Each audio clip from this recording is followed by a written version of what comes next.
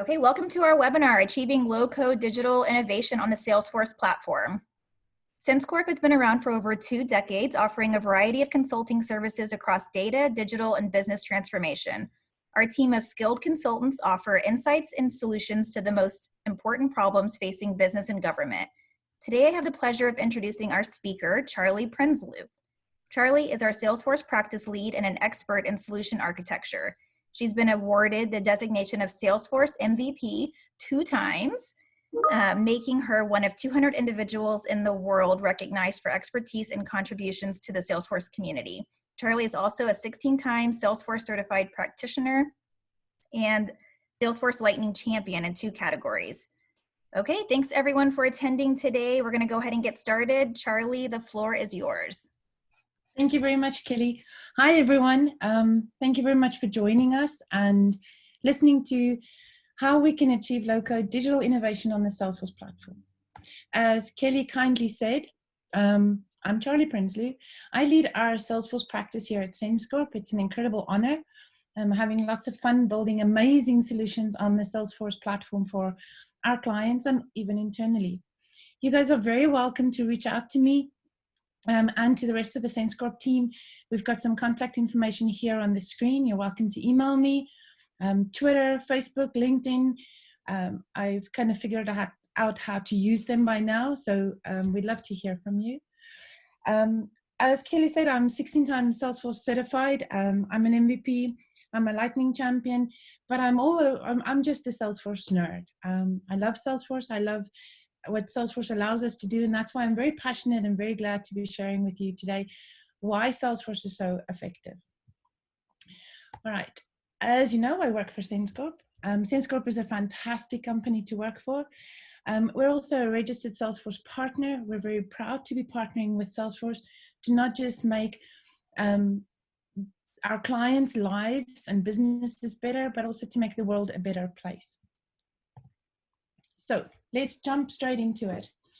I'm going to keep the video on because I think it's sometimes better to see someone when they speak, but due to everybody working from home and kids probably on YouTube and Netflix, we might experience some bandwidth issues and I might have to switch off the camera at some point, but we'll see how it goes. Today I want to talk to you guys about what is low-code. There's a lot of buzzwords in this presentation, and I apologize. I'm not a big fan of buzzwords, but low-code is not just a buzzword anymore, and we're going to talk about what it is and why it is important, and also about digital transformation. Everybody's talking about it, but what is it? Why is it important, and why should you care about that? And then we're going to, of course, talk about how the Salesforce platform enables you to digitally transform your business using Salesforce's low-code functionality. And then I'm going to show you some use cases, some projects where we used Salesforce to digitally transform our clients' businesses. I'm hopefully not going to take too long because I'd love to talk to you guys. So think about questions. I'd love for us to have a discussion at the end and just talk about what we've learned today. So let's jump straight into it. What is, oh, I think PowerPoint just crashed. Hang on. And now you can all see my messy desktop. Oh, this is fun. Give me a sec. My PowerPoint just crashed. All right. That's okay. It's a good thing I can't sing. Otherwise, I would have just sung you a song right now. All right. Let's see if I can get it back. How's that? Kelly, can you see? Perfect. Yep, you're back. All right. I promise I won't say all of this stuff again. There we go. All right, we're back on track. So what is low code? Guys, businesses today face massive barriers to digital transformation and to lots of other stuff. What I really wanted to say is, even in today's age where we are today with the coronavirus, businesses are facing massive, massive barriers. We all had to pivot and figure out how to work from home, how to still get the services that we need, how to provide services that our clients are expecting. And even without the virus, businesses today face these barriers that allows us to work and be successful in the digital era. The term digital transformation is a little overused these days, right? It's one of those buzzwords, but Forrester uses the term age of the customer. And this is perhaps a better way of framing the challenge. How do you not just transform your business digitally, but how do you get into the age of the customer? We all know we're in the fourth industrial revolution. And that means that customer experience comes first. That means that customer wants services, data, experiences that are all connected, seamless, and instant. The organizations we work with are under growing pressure to change their digital experience, not only for their customers, but also for their employees and the other businesses with who they interact with. Our goal today is to talk about low-code platforms and how it can help you with the success of these initiatives and address any questions you might have. Many customers today simply just have more work that can be delivered by their current teams. This looks familiar, right? How many requests does your internal IT or supply organization get of things that the company need to be successful? Often our IT budgets is already consumed by just keeping the lights on. Generally, we hear this represents 80% of the IT spend. So there's not a lot of money left to do new things, to innovate, to do things that we are unfamiliar with. And then finally, the skills required to deliver the new digital initiatives often mean organizations need to invest heavily in training existing resources, or go to the market to find the necessary skills, or rely on third-party service organizations to assist, because these resources are scarce. Despite these barriers and many other barriers, the problem is only getting worse. According to Gartner, by the end of 2017, market demand for mobile app development services will grow at least 5 times faster than internal IT organizations' capacity to deliver them. Just listen to that stat again, right? The market demand for mobile app development will grow at least 5 times faster than your internal IT organization's capacity to deliver them. And that was 2017. We're in 2020 already. All the successful companies have applications on mobiles and tablets. They're successful through reaching the audience through mobile and fluid applications. And the companies can't keep up with building them. The expectation for the new applications is that they will run on any device, right? More than that, the expectation is that if I start some sort of transaction on one device, maybe my tablet, I'll be able to continue it on my desktop or on my phone. The experience will feel the same, and I won't have to worry about the data behind the scenes. I'm just expecting it to just be there. And most of us as consumers don't even think about that. That is really just an expectation. And this expectation is no longer just reserved for business to consumer applications. Your internal employees and business partners have the same expectations for software that they use. The IT ecosystem within any organization is more complex than ever today. From legacy platforms to homegrown applications in a variety of technology stacks, to SaaS solutions that might be hosted internally on a private cloud or in the public cloud. New applications typically demand integration with and orchestration across many different platforms and technologies. Technology keeps on being a moving target.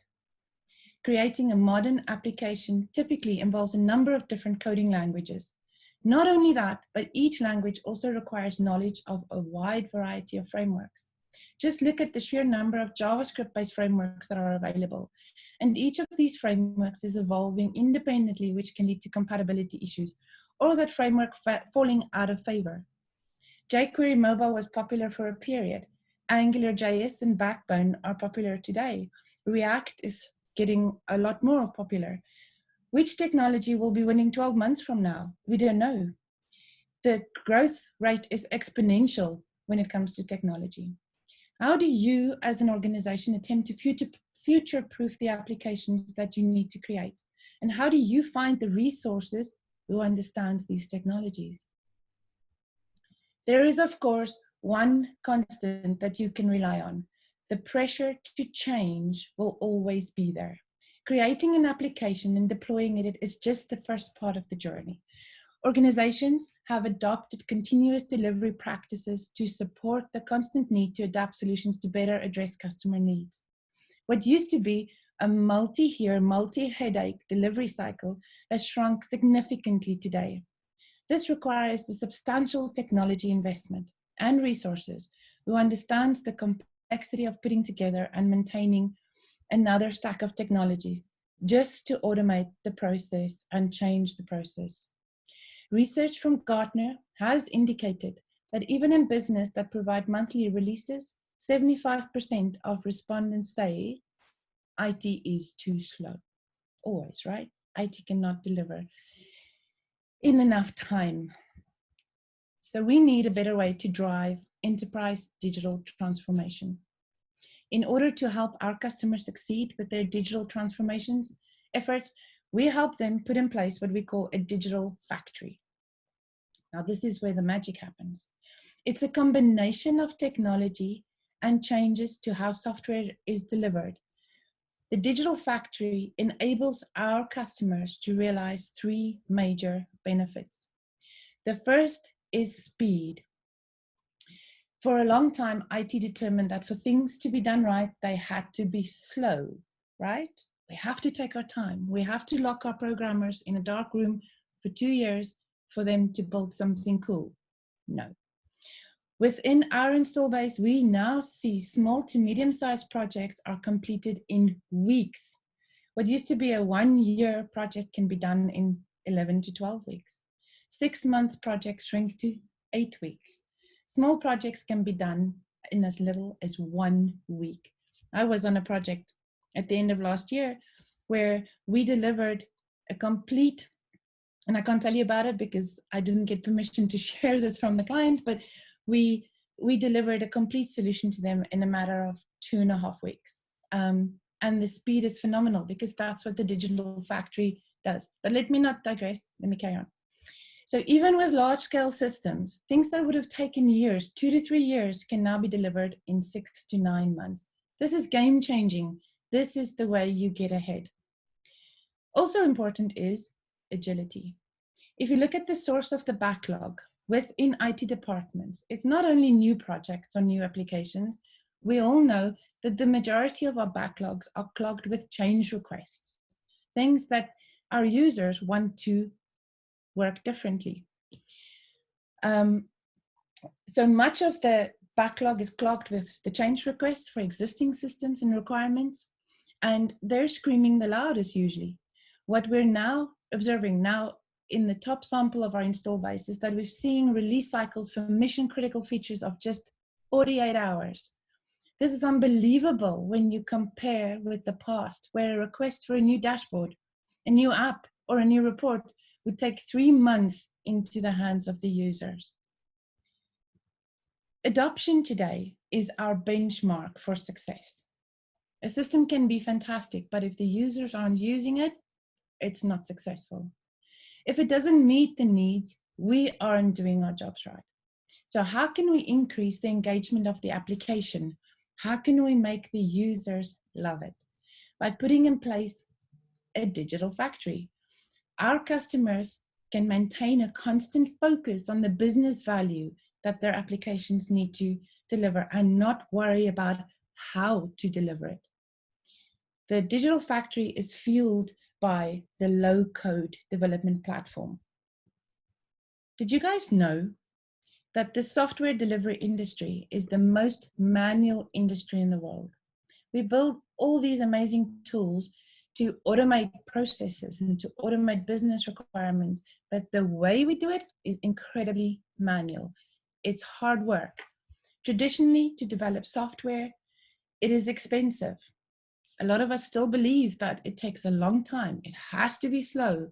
It's hard to change. We don't have the right skills. We don't have the right resources. So we're not changing it. That's back to those barriers to digital transformation, right?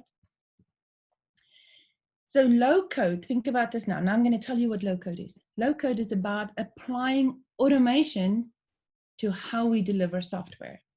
It's not so much the tool we use, that's a big part of it, but it's how we put it all together. It's how we design, how we plan, how we build, how we deploy, how we release, and how we manage. It's about automating the software delivery cycle. That's the crux of low code. So when we look at low code and the platforms we want to use and the tools we want to use, this of course is Salesforce, just by the way. We want it to be very visual. We want it to be sexy. We want it to be easy to use for user adoption. We want it to be fast. We want to be able to create a report in 10 minutes, not 3 months. We want to be able to change the dashboard this week, not next month. We want it to be enterprise grade. So often we think because something looks good and it looks sexy on the screen, it can't be enterprise because it's not gray and staunch and horrible. And it's easy to use, so it can't be enterprise. That needs to change. The low-code platforms of today is enterprise grade, easy to learn, adheres to all the criteria we have for the age of the customer. So let's look at the digital factory. There's a couple of components, and the first one is the infrastructure as a service, the cloud vendors. Remember, we want to automate our software. So if you look at the full process from delivering an application, there's a number of places where this automation technology can be leveraged to accelerate the process and, of course, to reduce human error, because that's also costly and slow.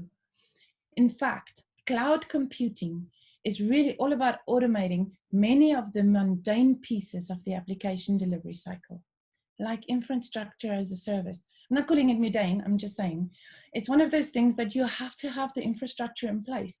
Now, to build it yourself, to get everything in place yourself, it's going to take a long time. It's going to be very expensive, and you're going to have a skill shortage. All those barriers come back to the front. The next component we can look at is the platform as a service vendor. They accelerate the delivery of the application stack. They tackle automating the software stack on top of the automated infrastructure. You click a button and you get a full application stack running in the cloud. You get a web server, app server, middleware, database, all of it running instantaneously, scalable, quickly, affordable. But you still have to, of course, code the application that's going to run on the stack, right? Let's see. Let's skip the middle bit. At the end, we have the DevOps vendors that accelerate the delivery of the coded application to production. Whenever we talk about deployment and release management, people start having little panic attacks because it's usually hard work. It's complicated. It adds complexity. It inflates the project timelines and budgets and speed to market. So if you use automation to accelerate the delivery process after we code the app, we crush those barriers. But unfortunately, if you look at all of this, the longest piece of the application development process has not been touched yet by the infrastructure as a service, platform as a service, and DevOps vendors as a service offerings. There's still a big gap in the middle. And this is where we get to our low-code SaaS providers, our software as a service providers. They augment, fit in, complement the infrastructure, the platform, and the DevOps service providers, which allows us, again, to deliver really fast application and value, adaptable value to the business.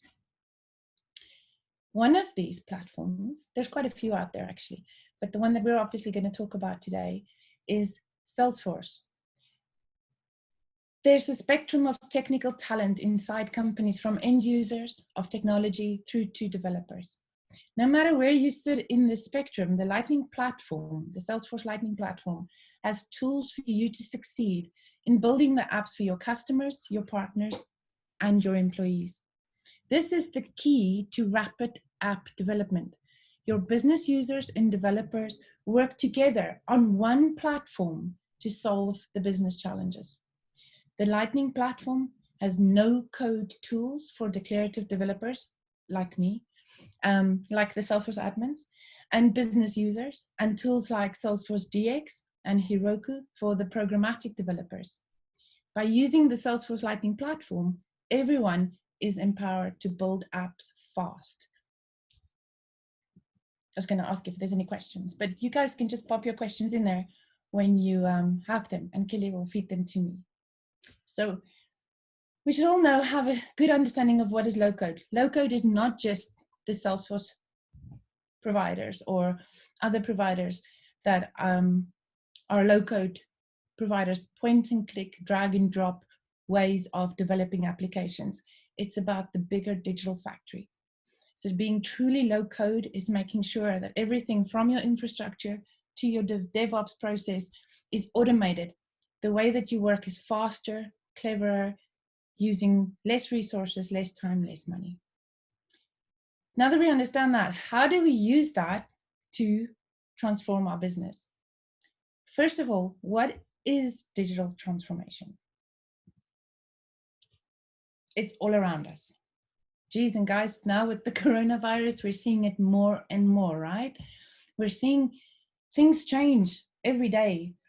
Today's the first day of homeschooling for my kids, and the way they've always gone to school has drastically and probably forever changed today. It's digital disruption. It's driven through Classroom and Canvas and all kinds of products that is now being implemented that wasn't there a year or 2 years ago. Other big examples we have is Airbnb. We have wearable tech.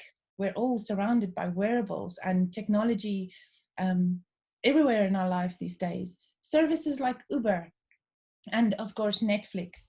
I'm sure all of you have seen the meme on the social media platforms that says you've got to do your bit, stay at home and watch Netflix. So that was my public service announcement for the day.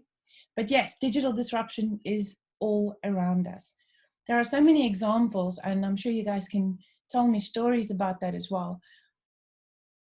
But when you think about digital disruption, we get excited and it's cool and we like new things. But the downside of that is that we have a choice. We as human beings, we as companies, we as employers, we as employees have a choice. We're either going to be disrupted or we are going to be a disruptor. You're either going to approach, embrace the age of the customer, or you're going to be disrupted. That is what we're seeing in the industry time and time again. So now we know low code, we know what is digital transformation, we know the disruption that goes around us. The scary part is 3 in 4 of these digital transformation projects fail. There's so much money being spent on transformation, but it is not succeeding. The companies have to spend this money. Don't get me wrong. Don't stop spending your money. You have to embrace digital transformation. We're in the age of the customer, but delivering those projects on time, on budget today is still a challenge. So you as an organization or an employee or a decision maker needs to figure out, how do you spend that money wisely so that your projects not fail? Start, cue the digital factory, of course. We need to look at it as a whole. We need to have a holistic approach. You need to support the user, the operations. You need to find out what they require. I mean, you need to give them a system, an application, a platform where they can do the work they need to. Your adoption needs to be high. You need pixel perfect user experiences, right? Just like we talked about. But now you need scalability and security too. The disruptors, the products, the businesses that disrupt, they're scalable. They can onboard thousands and millions of users or consumers or products relatively quickly. And you need to replace your core systems. So you need to focus on operations, experiences, and your digital core. And if you look at it holistically, doing this in the low-code, automated digital factory way, and apply those principles through each one of these areas of your business, you are successfully looking at digital transformation. So let's look at a case study. This is one of the projects that we at Sense Corp did using Salesforce. It was for a statewide healthcare licensing management system, and they wanted to modernize and streamline their licensing process. And it was separate systems, disparate, extremely manual entry. I think the word Excel was used quite a bit when we did discovery. We were engaged to unify their license procedures across the facilities and agencies, to simplify it for the providers and employees, to make the experience much better. So what we did is we used Salesforce, of course. We create a custom licensing management application. It included internal and external interfaces, community, so that the external stakeholders could apply, renew, see the licenses. They could manage the whole licensure process from start to finish in a digital way. The application will now allow them to be able to turn around license requests so much quicker. We used the key technologies we used were Salesforce, Conga for document and report generation, and Jitterbit for data services and integrations. So I want to show you some of those screens that we built. So very much the Salesforce Lightning platform, the clean, sexy, intuitive user interface.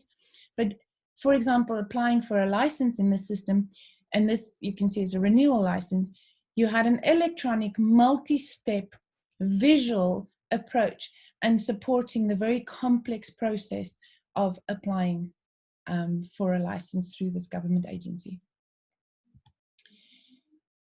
There was built-in workflow and automation logic that was able to tell the user when they made a mistake, tell the user when they needed more documents, where they didn't fill in the right information. The amount of hours and resource and experience that this saved is tremendous when you start converting that into ROI. So instead of forms being sent in and being sent back and then telephone conversations and email, this was all mitigated through intelligent step-by-step logic and workflows in the back of the system to guide the user throughout the experience of applying for or renewing a license.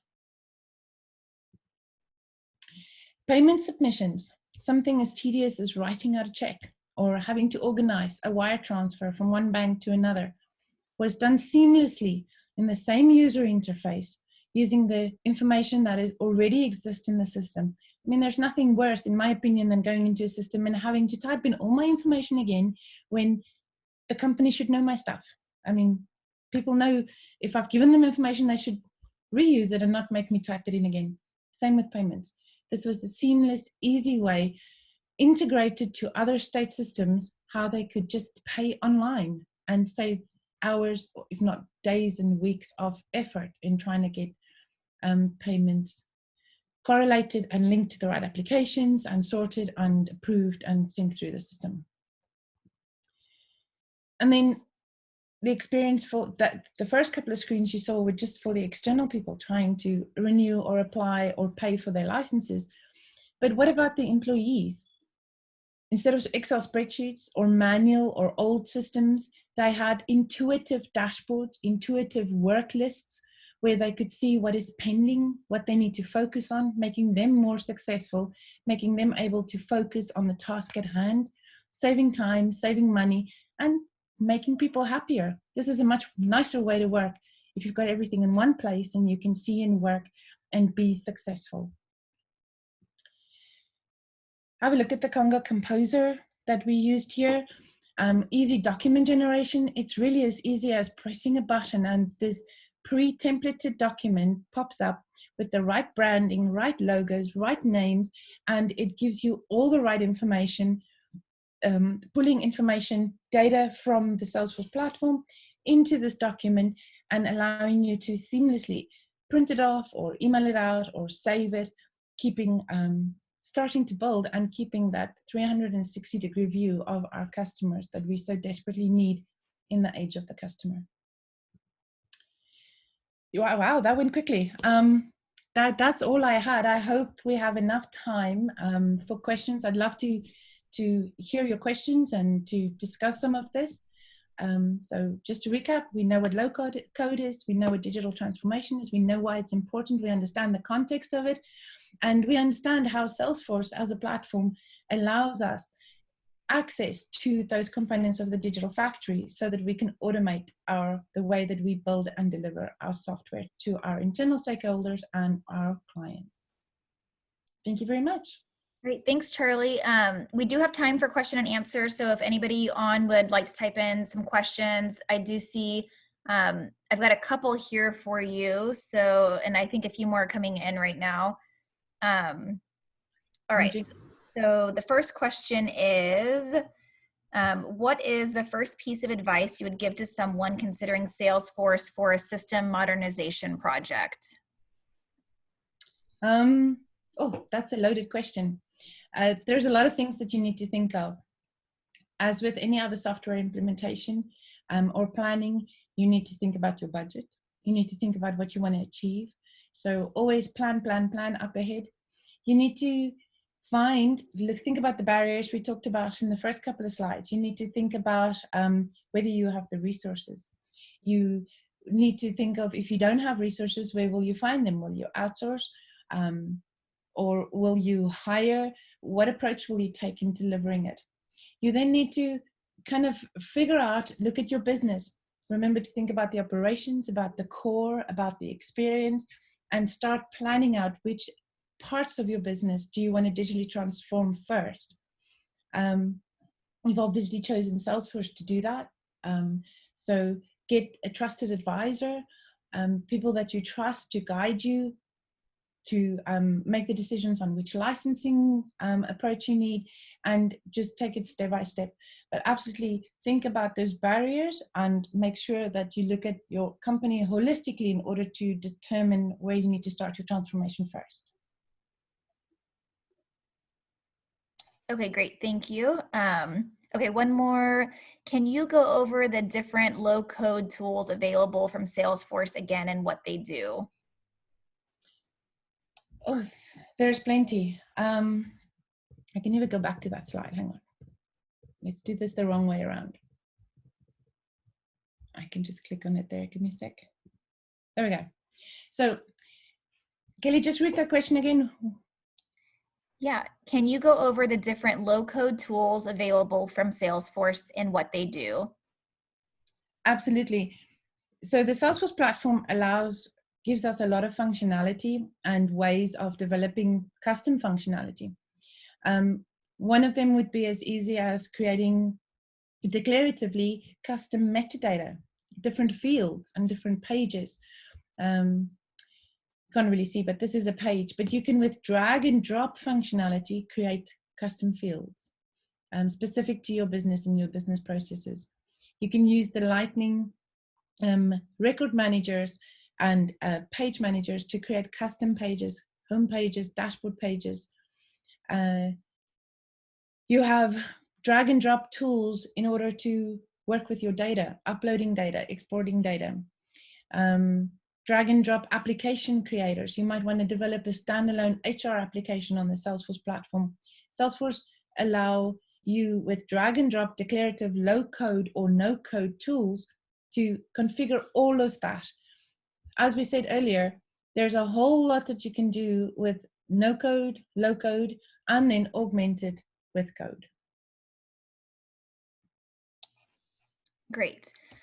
Okay, for the consideration of replacing several legacy applications with a low-code platform, would you suggest engaging an enterprise architect or solutions architect to start the transformation? Any pointers on where to start within the organization? Yeah, that's a good question. Typically, yes, I could say it, but it always depends on the project and it always depends on your business.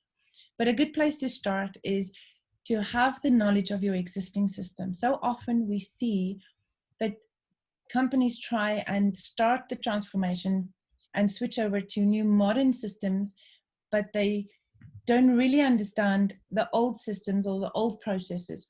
So start there. keep the end in mind, right? So determine where you want to end, which part of your business you want to digitally transform.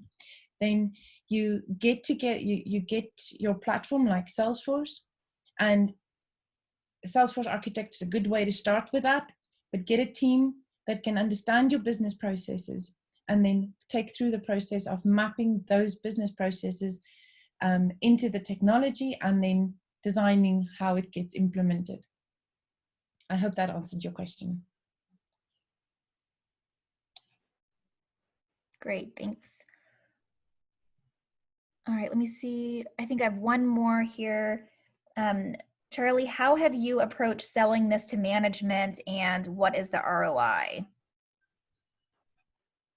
Sorry, could you quickly just say that again? Yeah, no problem. How have you approached selling this to management, and what would you consider the ROI? Oh, there's a lot of different ways to realize or to calculate your ROI, right? In any kind of project. A great way to sell this to your management. Salesforce actually has quite a few online tools that will allow you to calculate your ROI. There's a couple of calculators available if you Google, or reach out to me and I can send them on to you. You have to remember Salesforce and the other components in our digital factory are cloud computing. So typically with cloud computing, you do not have the costs of your infrastructure and your security and your platform that you have to carry. That becomes part of your subscription cost to Salesforce. So your ROI is easily calculated if you take what it would have cost you to build the infrastructure, the platform, the application, the development and deployment and release management tools from scratch, to maintain that, to keep it secure, to keep it alive. It's the difference between building a house from scratch and renting an apartment in an apartment building. It's shared services with Salesforce. It's a tenanted environment, a hosted platform where you immediately gets access to the infrastructure and the platform and the security through your subscription. So reach out to me. I'd be happy to share those ROI calculators and to help you figure out what your ROI could be, and you can present the business case to your management. Great. I think we do not have any more questions coming in at this time. And we lost video for you. I don't know if you turned it off or it's just dropped, but yeah, I think my internet is getting scratchy. I'm hearing weird noises, so I switched it off so that I could still hear you. Okay, thanks everyone for attending today. We appreciate your time. I wanted to remind you that you will be receiving an email from marketing@sensecorp.com with the recording of the webinar and some follow-up material. If you have any questions, you can reach out to marketing@sensecorp.com and we can send that to Charly. Make sure to follow us on social media, and we look forward to seeing you again. Thank you. Thank you very much, Kelly. Thank you, everyone.